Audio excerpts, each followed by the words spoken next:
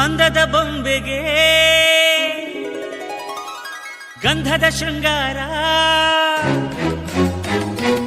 ಅಂದದ ಬೊಂಬೆಗೆ ಗಂಧದ ಶೃಂಗಾರ, ಚಂದದ ಬೊಂಬೆಗೆ ಹೂವಿನ ವಯ್ಯಾರ. ಬಂಗಾರಕ್ಕೆ ಬಂಗಾರದ ಒಡವೆ ಯಾಕೆ ಹೇಳಿ ತಂದನ, ಹೂವಿಗೆ ಹೂವಿನ ಅಲಂಕಾರ ಯಾಕೆ ತಂದನ.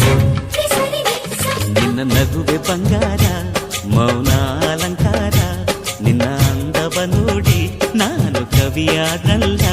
ಅಂದಕ್ಕೆ ಅಂದ ತಂದ ತಂದಾನ,